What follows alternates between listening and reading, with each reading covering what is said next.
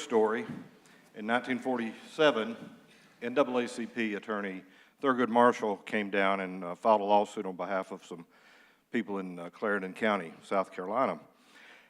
So the state had two separate school districts back then, a black and white.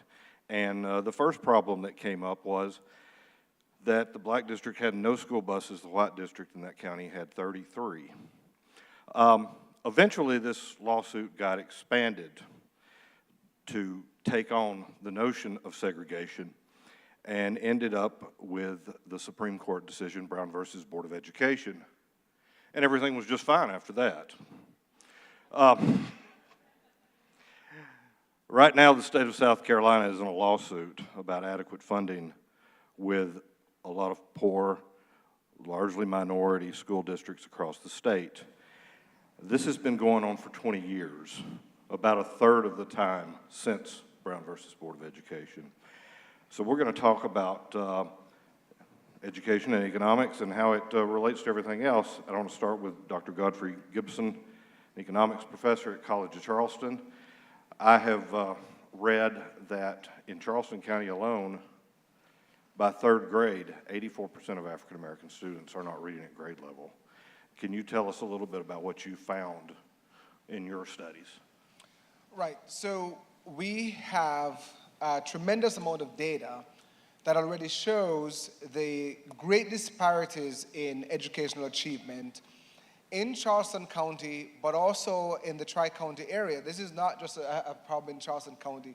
Right across the region, there are very significant gaps in achievement on almost any measure, whether it's test scores in reading, test scores in math, high school completion, readiness for college, completion of an associate degree or college degree. There are enormous gaps between African Americans, Hispanics, and whites. These are gaps that are persistent. They have been around for a long time. And the bigger problem is we have seen some gains in achievement over the last 5 years in those test scores. But what we're seeing is actually divergence rather than convergence. So even though the scores are getting better, African American scores are increasing at a much slower rate than the increase in scores among white counterparts. So I think I want to do one thing at the start and just acknowledge that we know that what happens to a child over the period of getting educated, some of it depends on their household, some of it depends on family, some of it depends on schools. We know this over 50 years of research.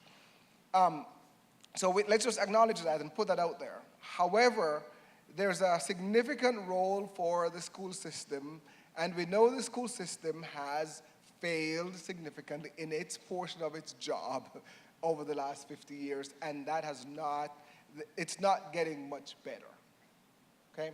And we also know that the most significant thing in terms of your economic prosperity, your economic outcome, education is the #1 factor.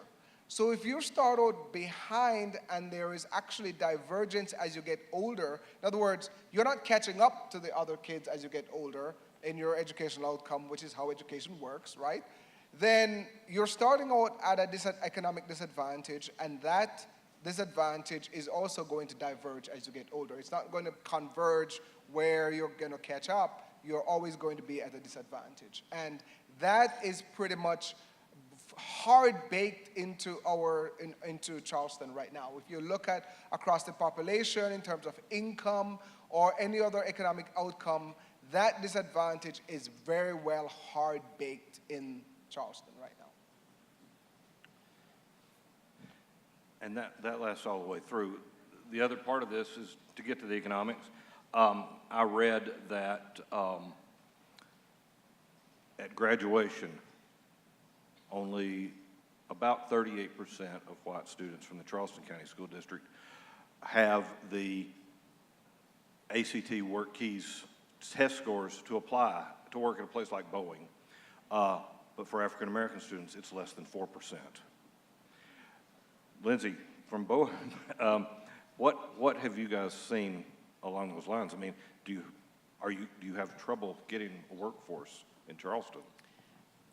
Yes, the reality is that to come to work at a place like Boeing in this facility, making this technologically advanced airplane, we have to have students coming out of high school who are college and career ready and meeting the grade level standards. And so it's certainly something that we look at and how we're going to be successful in this community for the next 50 to 100 years. We don't make this kind of an investment without looking at it to have generational impact. And so as a result of that, some of the numbers are incredibly staggering. 9 out of 10 African-American students who come out of Charleston County School District have to retake remedial math. It's unacceptable from our perspective, and so where we look at how we make change is not just in our investments. We do not necessarily believe that more money equals better results or more efficiency. Sometimes we look for ways in which we can disrupt the status quo and how that can help lead to new solutions to problems that have persisted for a very long time.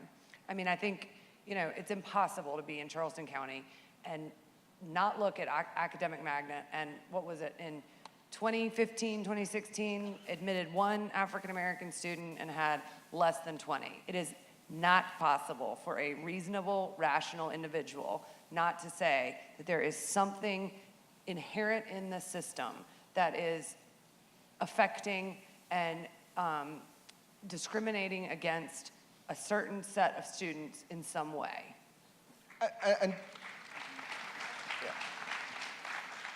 And to just add that academic magnet was not always that way. So that was a decision, that was a deliberate decision that was taken to make a systematic change, a fundamental change that led to that outcome, right? Mr. Graham, you've looked at education. You were on the city council in Charlotte. You were in the state legislature in North Carolina. What do you do about that? Because all of our state legislators tell me that the answer is not to throw money at the problem. And of course, they're saying that under the threat of this lawsuit, that they're not spending enough money. But what kind of experience have you had with this, and where do we even get to start the conversation on how to fix this? My experience as a 6-year city council member, I served for 10 years in the North Carolina State Senate, and having conversations with my sister, Cynthia. And I think the key word that was just mentioned was systems. We have system failures throughout government. We have an educational system that still favors and predicts winners and losers by where people live. You live in the right neighborhood, you got a great school, you have a very active parent-teacher association, you have a booster club with plenty of money to support high school athletics, you have mature teachers who've been teaching the system for years. Or you live in the wrong zip code, you have new teachers, inadequate facilities, booster clubs that are not active, parent-teachers associations are not fully engaged, and the outcomes are predictable. We have a criminal justice system which equates to education and economics that picks winners and losers. Where if you're African American and you engage the system, many engage the system without adequate representation, they get criminal records. They get longer sentences for crack cocaine, as we talked about earlier, versus powder cocaine. It picks winners and losers. We have an employment system that if you are Sarah Johnson and you graduated from the College of Charleston with a 3.8 GPA, or if you're Shamika Johnson and you graduate from historically black South Carolina State University with that same GPA, your chances of getting employed would be better if your name was Sherrod than Shamika. We have a political system that creates artificial barriers for an example, that prevents people of color and young people and other people from casting a vote for their council members or their school board members, or making it difficult to elect a candidate of their choices to make good decisions for them in terms of Medicaid expansion or healthcare decisions from a policy perspective. We have to own up to it and take a look at the man in the mirror and be able to say with conviction that we have system breakdowns through all of government, and that there is inherent racism or bias or discrimination that yields these results. And so we have to acknowledge that and then find the fortitude to find ways to fix it. Because if we don't, we will continue to have these conversations. The results will still be the same from the data. Boeing still will be trying to identify, get workers to work for them. But if the system is not producing the results, which is all men, black, white, rich, poor, should have a fair opportunity to reach the American dream, which is economic opportunity and economic success based on a quality education. And this is a self-perpetuating cycle, because without the education, you can't reach economic prosperity, and that leads more often than not to crime, greater influence of that, impact of that.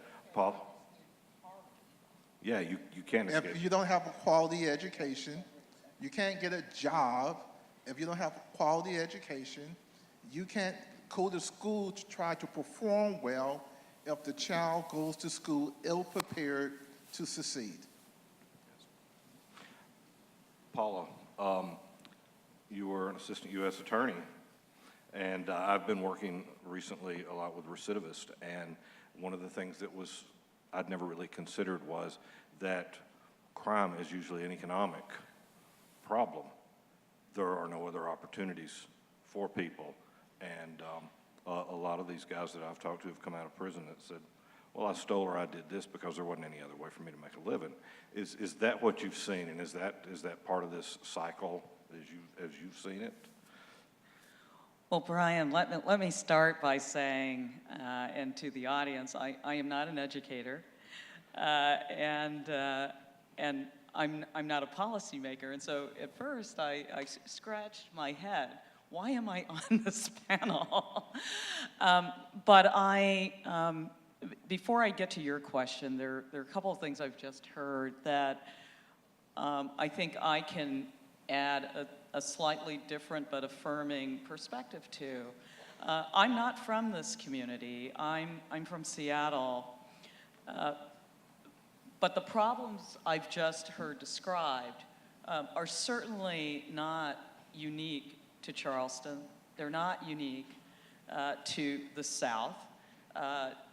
Many of the issues that we're talking about are Seattle's issues, too.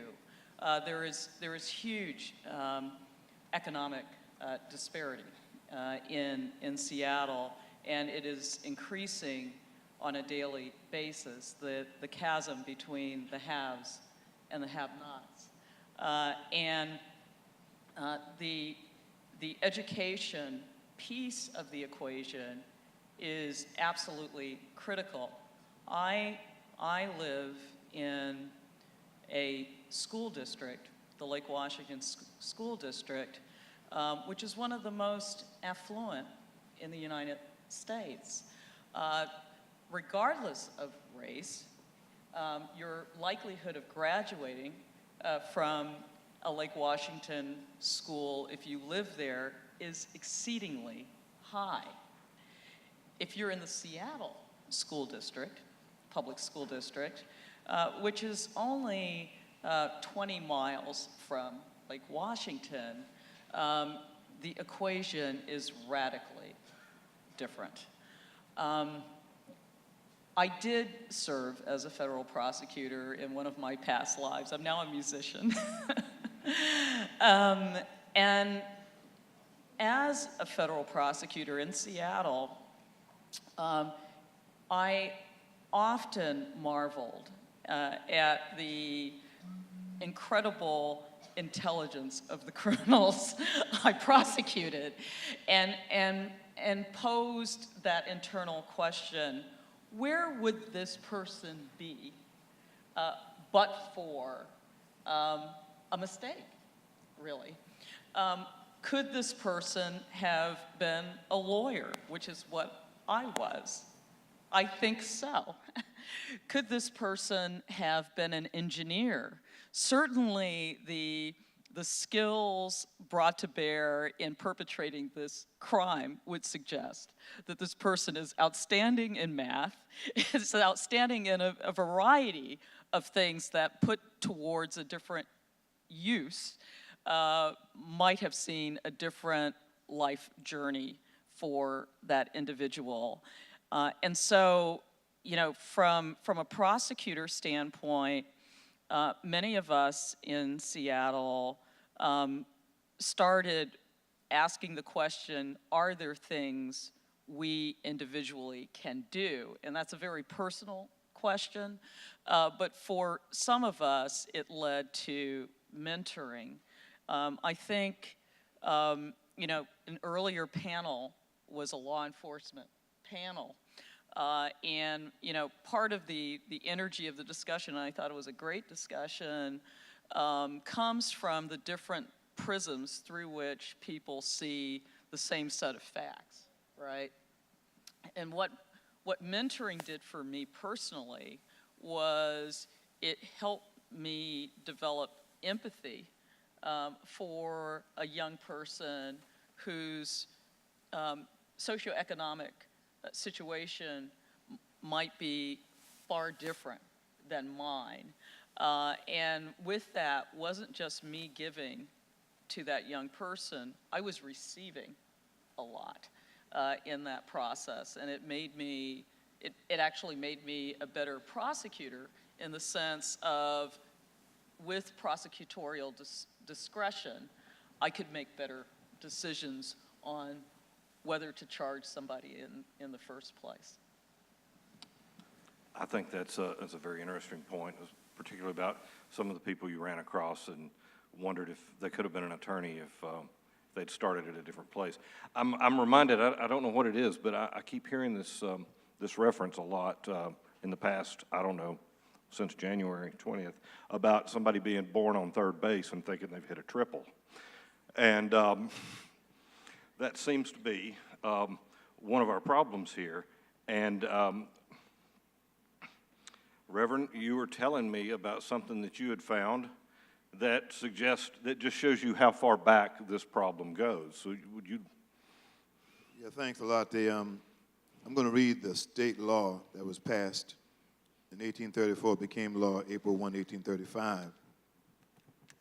Be it enacted by the Honorable the Senate and House of Representatives, now met and sitting in General Assembly and by the authority of the same, if any person shall hereafter teach any slave to read or write, or cause or procure any slave to read or write, such person, if a free white person, upon conviction thereof, shall, for each and every offense against this act, be fined not exceeding $100, and imprisoned not more than 6 months.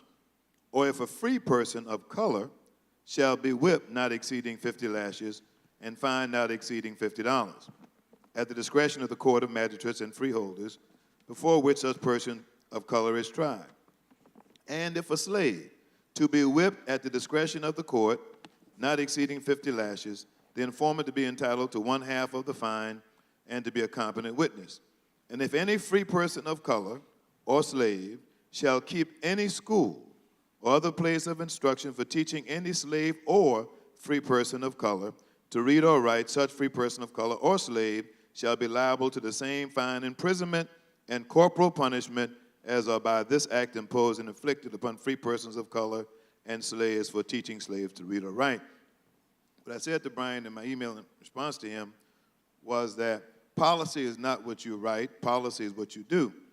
South Carolina has had a policy for from at least 1835 to intentionally not educate black children at the same level as other children, particularly white children, and the policy also made it a criminal offense to learn to read or write, and made it a criminal offense to teach someone of color to read or write, and it made it a criminal offense to own a school. This law made Daniel Payne leave Charleston in 1835 because the school he had, I would say one of the first black charter schools, the school he had was outlawed because it was teaching black people to do something that the Confederacy and the state of South Carolina did not want them to do, which was teach black folk to read. This is my point. The only people that had a law passed that made it illegal to learn to read or write was black people in South Carolina. What does that mean? Everyone else had a head start, no matter how you dress it up. But the other thing it meant was when I read or taught somebody to read, I was committing a crime.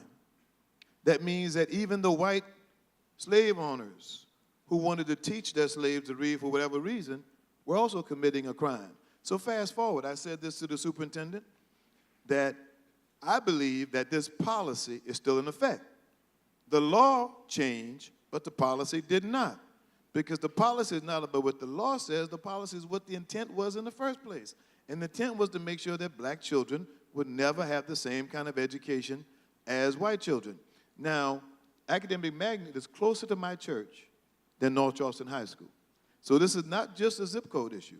This is not just a geography issue. This is a policy issue. Because you have folk riding 20 miles to go to Academic Magnet, and they built a fence between Liberty Hill and Academic Magnet so the black children who live next door to Academic Magnet cannot go to school. So don't think this is just about some trouble folk are having, some household problems. No, let's get real. The fact of the matter is the day that South Carolina decides by doing it in policy that's enacted that all children must be educated, but particularly the ones who were intentionally left out, that's when you'll see the change. This is just window dressing. We're just dancing with the issue. The economic part of it is this. How do I make sure that the folk who gave me free labor are kept as close to that condition as possible? So I have to make sure, one, they don't get educated at the same level as other children that I prefer, and I have to also make sure that I use that against them to keep them going to Leeds Avenue as opposed to where your place is over by the airport. So how does that play out? We have to, on the one hand, work hard against this inherent issue of discrimination and racism that affects our children even right now, because you cannot, even if you gamble, you cannot get the kind of numbers she just talked about. Academic Magnet, 600 or maybe more, 800 students, 1,200 students. There are 5 black students. There are 10 at the most. Now, I'd take them odds if it was money, that you can't tell me that somebody didn't put their finger on the weight scale to get this done. You cannot accidentally produce a system where 1,200 students and black folk make up 40% plus of all the student population of Charleston County. You got a public school in Charleston that has less than 1% to 2% of the students are black, and people look at me and say, well, there must be something wrong with the children. No, there's nothing wrong with the fish. The water is jacked up. You need to fix the water.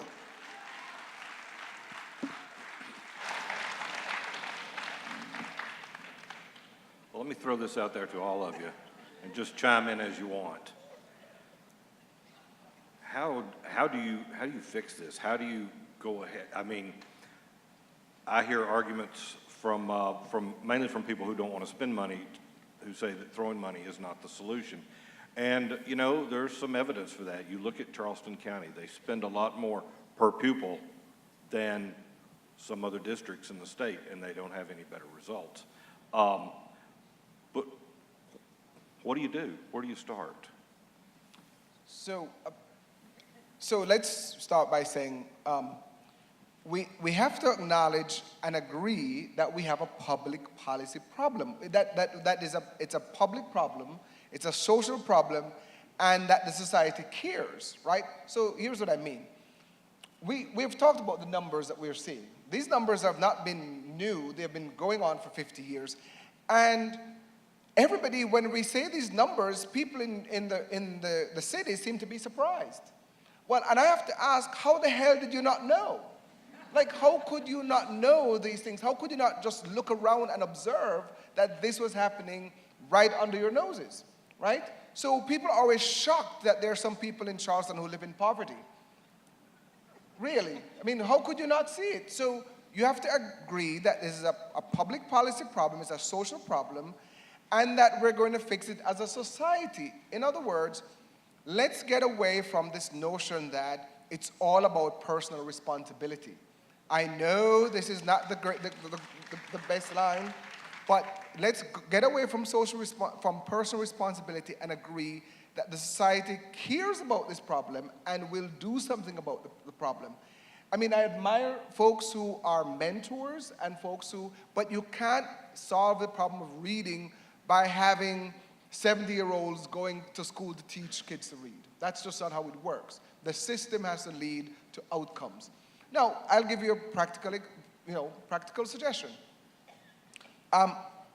The Supreme Court says that we have failed by perpetuating a system of minimally adequate schooling. By the way, that is embarrassing. And I tell this story all over the country, that South Carolina was satisfied with giving its kids minimally adequate public schooling. Now listen to those words, minimally adequate public schooling. We all accepted that.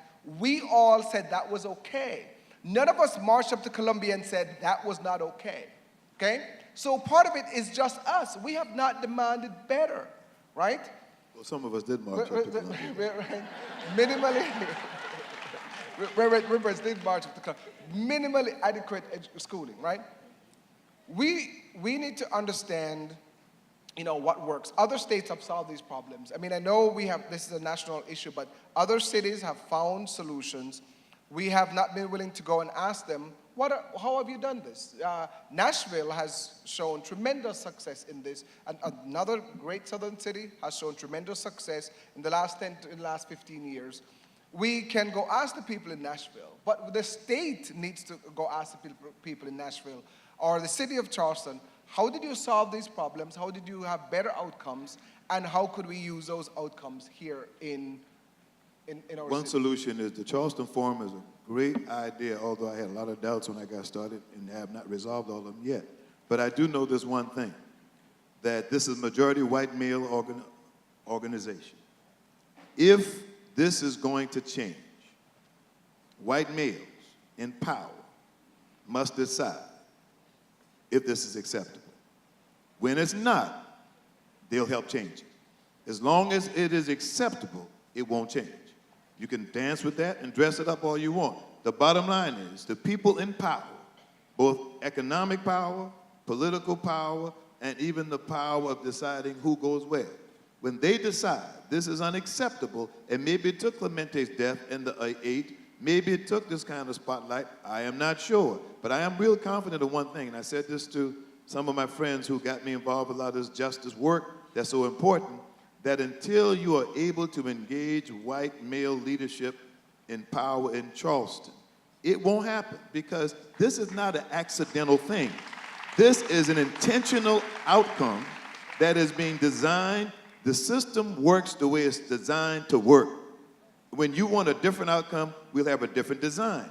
That hasn't happened yet because not enough folk in the privilege and power position have decided this is unacceptable. So that leaves folk like us who have to do this work day in and out, confront, argue, work, and push. It takes longer to get where we're going if we have to fight this situation and you too. So what will happen is that for my church, we finally got sick of dealing with this situation, so we've created something called the Remedial Transformation.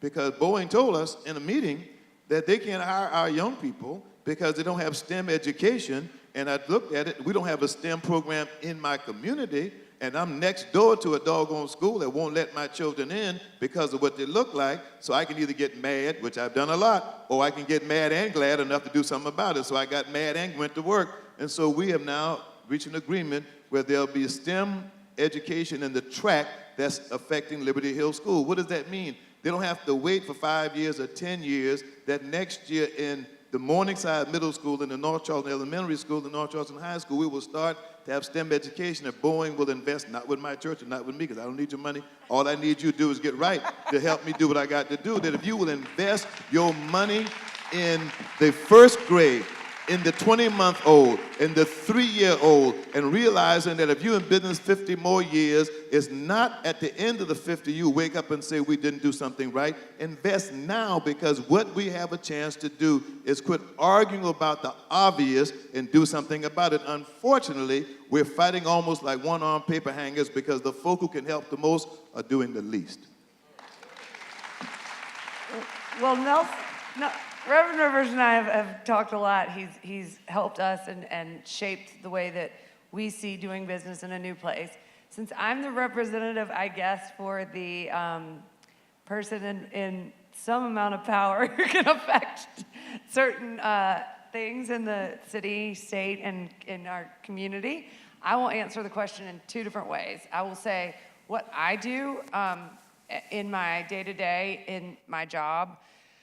I'm asked all the time what we are going to do about education. I'm asked what we're going to do about everything in the state, from climate change to domestic abuse to every other social problem, and I don't have those answers. I'm sorry to tell you. But what I do know to do is to work with people and partner with people. Reverend Rivers actually introduced us, what was it, a couple years ago now, to Liberty Hill. You know, you don't know what you don't know. And so when you raise your individual level of consciousness, that's how I believe we can affect change. I believe I can change myself. And so I do the best I can every day to show up and look at what I can impact. What I can impact is the number of students that we reach, the dollars that we spend, the policies that are enacted. And so we stepped up we probably haven't stepped up in every way that everybody would like us to step up. We're still learning. I'm in Boeing, and in 3 years, give me a little more time, and we'll see how much more we can chip away. But we have really taken the call seriously. As Paula said, the social issues of today are, some of the same social issues of 50 years ago and 100 years ago. In different ways, in different areas of the country. But for us, we've taken a really multifaceted and holistic approach. We do not simply invest in a STEM or STEAM, science, technology, engineering, arts, and math. We don't invest in a given program. We require evidence-based outcomes, results. As Reverend Rivers was talking about, one thing that we're really excited about and have seen tremendous results with in South Carolina is a curriculum called Project Lead the Way for engineering. And the trick is to get it pulled down through the system. I mean, so high schools had it. Now we get it into middle schools, then we go into the elementary schools, then we go into the 0 to 5, because I don't think that people realize how important that is. A child's brain architecture, roughly 85% of it is developed by 3 to 5, depending on which science you're looking at. And, most people don't know what the impacts are. I will say that, it causes us all to ask a lot of the really hard internal questions. And that's true for the executives at Boeing. Reverend Rivers knows my boss, Tim Keating. Many people in the area know him. He's on Boeing's executive council. He's worked for President Clinton. And, we've all been faced with questions that we, maybe didn't know we needed to ask ourselves. And so under his leadership, we've done a lot of innovative things down here. One of which, there's a split opinion in the community about Meeting Street at Brentwood. Meeting Street at Brentwood it's a public-private partnership. It's not a charter school. It educates children in the neighborhood region.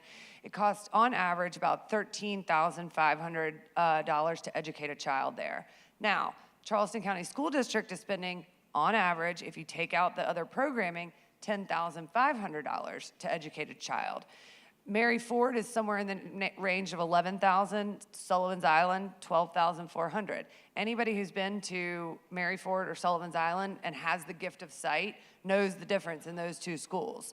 But what happens with a school like Meeting Street is that extra $3,000. I mean, $3,000. This is money that's doesn't need to be added, it just needs to be efficiently reallocated.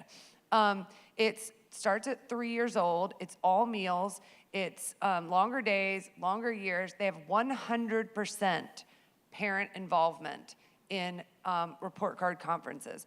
So for the factions that say it's parent involvement, you know, if the kids were getting their parents involved, then maybe they would be better off.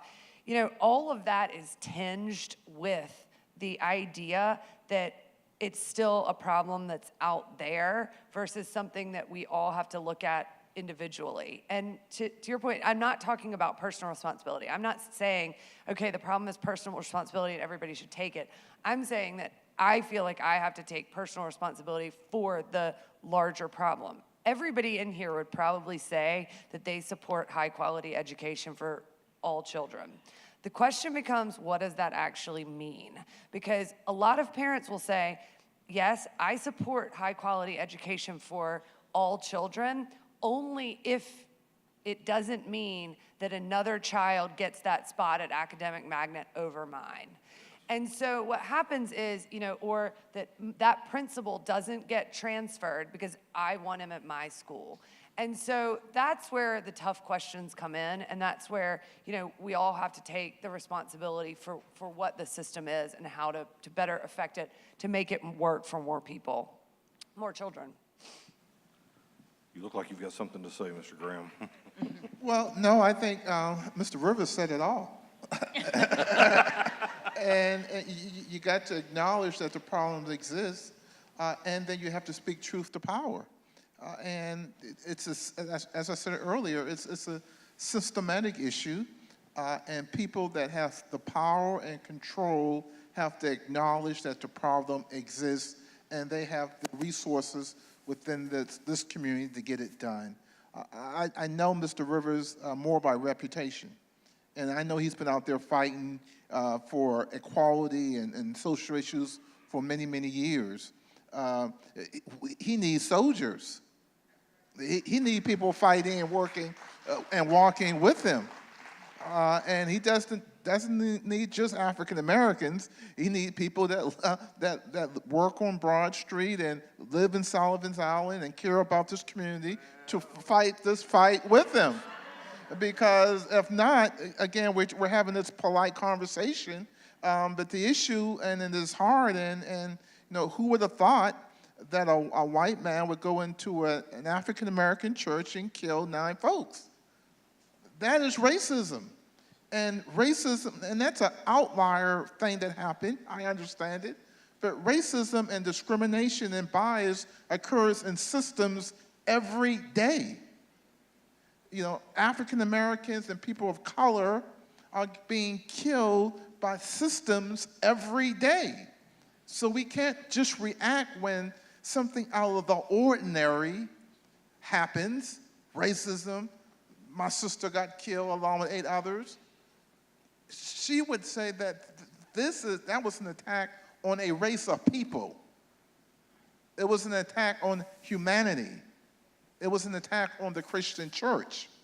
But people are being attacked every day by these broken systems, and unless people in power, and I'm born and raised in Charleston, and I love the Battery, and I love that you guys got cruise ships here, and I love that we're going to build the African American Museum. Those things are nice, but they don't solve system problems.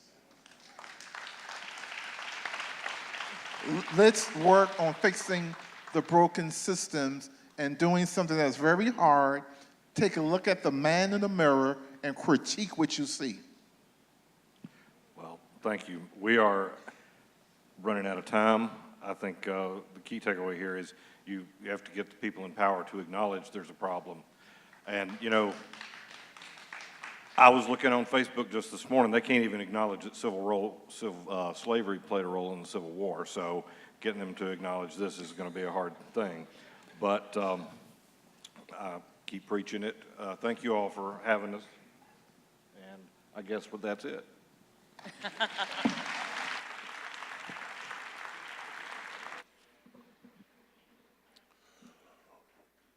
One more time for the Economics and Education panel.